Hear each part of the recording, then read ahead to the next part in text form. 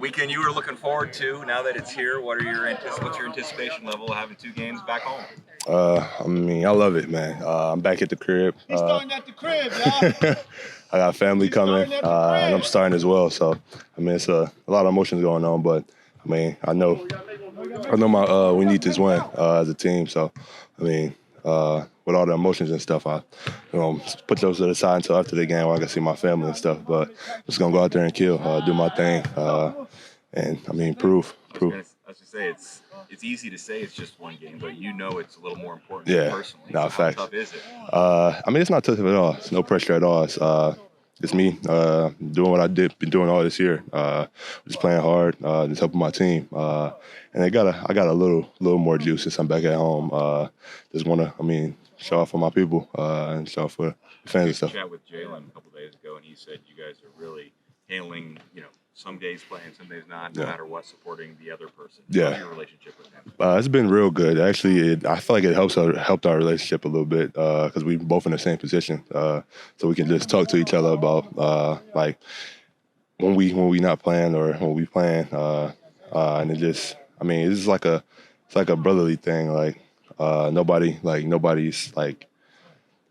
sort of like when the other person's playing, it's all love from both ways, and we just encourage each other just to keep going because we know it's hard for both of us. But we still trying to figure it out ourselves as young players. So it'll be the first time this season you'll play without Benedict Mathurin. What's the adjustment that everyone else needs to do to pick up that slack? Just playing hard. I feel like everybody plays their position real well. Missing Ben, we sort of missing that pressure to the rim, that aggression. But we got people on the team that can fit that role. We're gonna try to get this dub any way possible. Obviously, without Benedict, everyone has to step it up just a little bit. What do you think the adjustments that are necessary without him? I think we gotta continue just playing team hoops, get the ball moving, get the best shot for the team, whether he's in or out. Really good late fourth quarter, and overtime for you in Houston. How do you build on that? Stay confident. You gotta shoot open shots, be aggressive. When Houston took the lead, you had that shot. Can you kind of take me through that possession just a little bit and how the confidence your teammates have? I was just trying to stay ready. I knew the next pass was coming to me. They was in the gap heavy, so I know my teammates and coaches got confidence in me hitting shots like that. 67 games in, how would you say you've adjusted to an entire NBA season? I feel like I've adjusted well. Long season, ups and downs, but staying confident and growing throughout the whole process. Play 2 games against the same team in 1 weekend. What's the key to playing at this?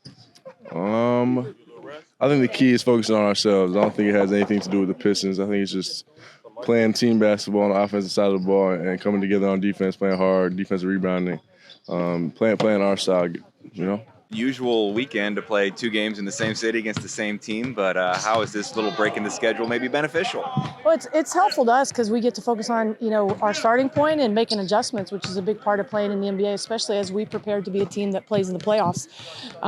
It may not happen this year. We're a playoff team, but our plan is to get this franchise back to playoff play and eventually championship contention. That is our goal, and everything we do is to build habits unto that. Speaking of adjustments, it'll be the first time playing without Benedict Mathurin in that second unit, or in general.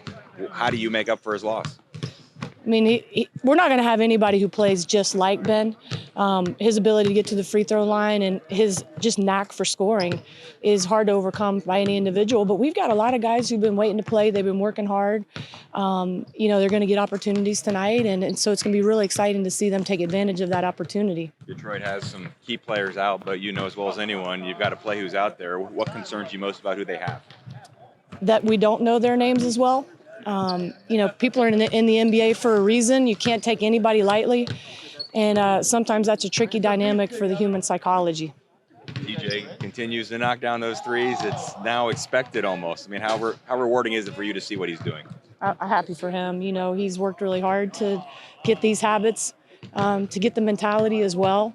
You know, I was most proud of him for taking that pull up in transition. That was, you know, we're just continuing to try to build on the foundation that he's laid with his shot to just have more weapons and be harder and harder to guard, because ultimately what he wants to do is create for his teammates. But he's going to be able to do that better the more he can knock down the open ones.